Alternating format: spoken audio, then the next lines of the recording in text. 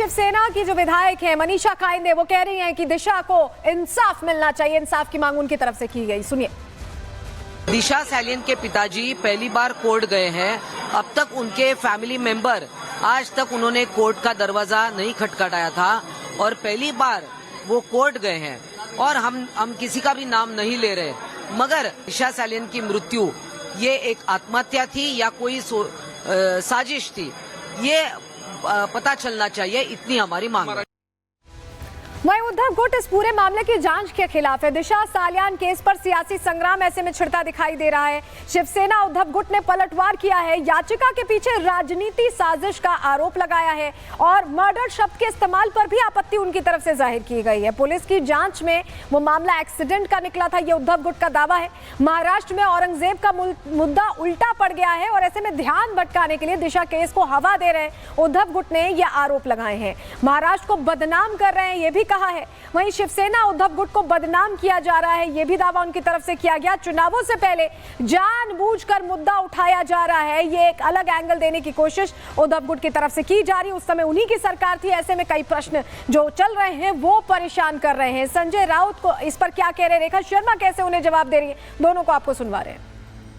5 साल के बाद उसके पिताजी ने ये एक पिटीशन दायर किया है।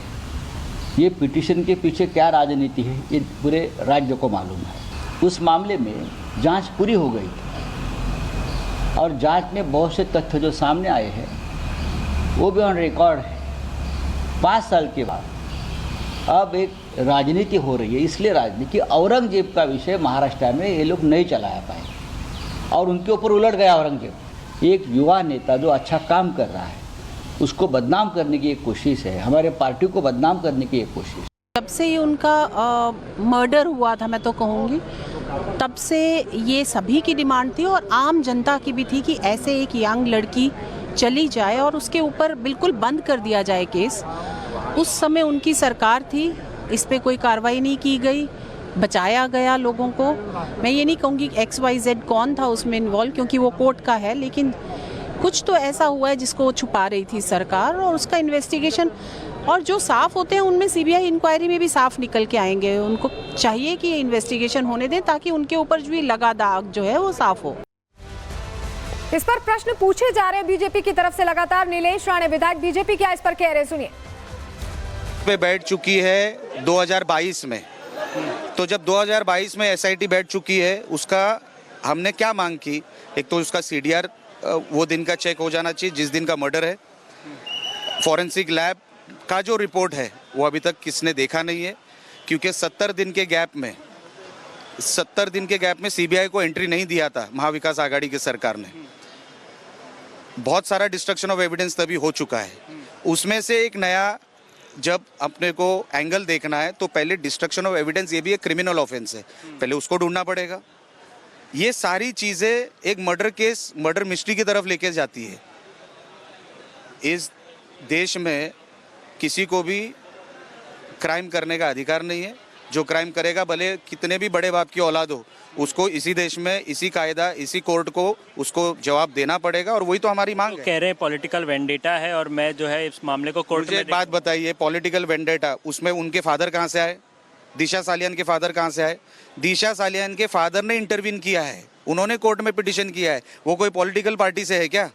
उन्होंने उनके एफिडेविट में क्या लिखा है कि मुझे वो ज़माने में प्रेशर था, आज मेरे ऊपर कोई भी प्रेशर नहीं है। इसका क्या मतलब होता है?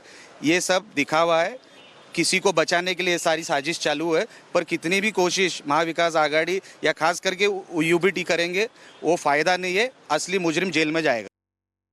वहीं दिशा के घर की अब सुरक्षा बढ़ा दी गई है। सतीश सालियान का ये घर जिन्होंने याचिका दी है दिशा के पिता ने, और ऐसे में यहाँ बाहर देखिए सुरक्षा व्यवस्था मुस्तैद कर दी गई है। याचिका दाखिल करने के बाद सुरक्षा बढ़ाई गई है। सतीश सालियान का ये घर जहां पर आप पुलिस फोर्स की तैनाती देख रहे हैं। इस पूरे मामले में अब उम्मीद हाईकोर्ट से है।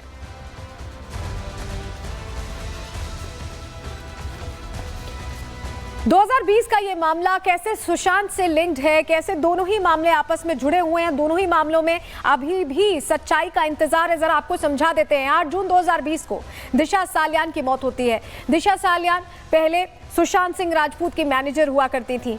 बिल्डिंग के 13वें फ्लोर से गिरने से ये मौत हुई। पुलिस ने इस मामले को एक्सीडेंट उस वक्त बताया, दुर्घटना। दिशा के परिवार ने पुलिस की बात उस दौर में मान ली, 2020 में मान ली। सुशांत सिंह राजपूत की पूर्व मैनेजर थी दिशा और 14 जून को, ठीक 6 दिन बाद 8 तारीख को दिशा सालियान की आत्महत्या कहें, हत्या कहें, जांच का मामला है लेकिन मौत हो जाती है। उसके बाद 14 जून को 2020 को ही सुशांत की मौत होती है, महज 6 दिन बाद। और पुलिस ने सुशांत की मौत को भी सुसाइड ही बताया था, आत्महत्या ही बताया था। दिशा सुशांत की मौत पर देश भर में उस वक्त सवाल उठे थे। रिपब्लिक भारत ने भी इसे प्रमुखता से उठाया था और अभी भी हम सच्चाई की तलाश में हैं। और यही वजह है कि जब दिशा सालियान के पिता ने यह मुद्दा उठाया तो हम उनके साथ खड़े हैं। लेकिन अब सबकी निगाहें सिर्फ हाईकोर्ट की तरफ है कि क्या जो याचिका उनकी तरफ से दी गई है उस पर हामी कोर्ट भरता है या नहीं। रिपोर्ट देखिए।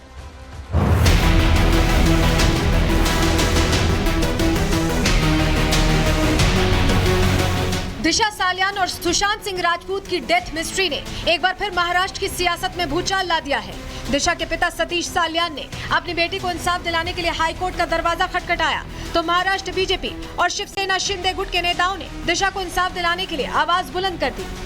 कोर्ट जो निकाल देगा वो हम सबको मान्य करना पड़ेगा। न्याय मिलना चाहिए, ऐसा मेरा भी कहना है कि दिशा सालियान के फादर जो न्याय मांग रहे। दिशा सालियान के डैडी ने ये मांग की है कि इसकी पूरी जांच होनी चाहिए, जो कुछ किया उसकी जांच होनी चाहिए। हाईकोर्ट में उन्होंने याचिका दाखिल की है। मुझे लगता है कि उनकी जो याचिका है वो हिसाब से कोर्ट कुछ भी डिसीजन दे, लेकिन पुलिस ने वापस उसकी जांच करनी चाहिए। दिशा सालियान के पिता सतीश सालियान ने इस केस में आदित्य ठाकरे से पूछताछ की मांग की तो आदित्य ठाकरे की तरफ से भी जवाब आया है। मेरी बदनामी की कोशिश पिछले 5 सालों से हो रही है, चलती आई है। अब अगर कोई आज बात कोर्ट में है तो कोर्ट में जवाब देंगे कि बदनामी की कोशिश चलती रहेगी। मेरी लड़ाई इस देश के लिए चलती रहेगी। दिशा केस में आदित्य ठाकरे का जैसे ही नाम आया, शिवसेना उद्धव गुट के नेता उनके बचाव में खड़े हो गए। आदित्य जी ठाकरे एक मैच्योर लीडर है, यंग लीडर है, अच्छे तरीके से काम करने वाले हैं। इनको दबाव डाल के बदनाम करने की साजिश भारतीय जनता पार्टी कर रही है। इसके ऊपर पुलिस ने पहले भी इन्वेस्टिगेशन कर चुकी है और न्यायालय में जाने का सबका अधिकार है, लेकिन मुझे ऐसा लगता है कि बार बार इन्वेस्टिगेशन करके कहीं ना कहीं सरकार के जो बैठे हुए मंत्री इस पे चर्चा करके इसलिए इस महाराष्ट्र का दिशाभूल कर रहे हैं कि इस महाराष्ट्र के बजट में इस सरकार को देने के लिए कुछ नहीं है। दिशा केस को लेकर शिवसेना उद्धव गुट के नेता चाहे कुछ भी कहें, लेकिन एक बार फिर ये मुद्दा सियासी बन गया है। अब सभी की निगाहें हाईकोर्ट पर टिकी हैं। ऐसे में देखना यह है कि हाईकोर्ट दिशा के पिता की याचिका पर क्या कुछ फैसला लेता है। Bureau report, Republic Bharat.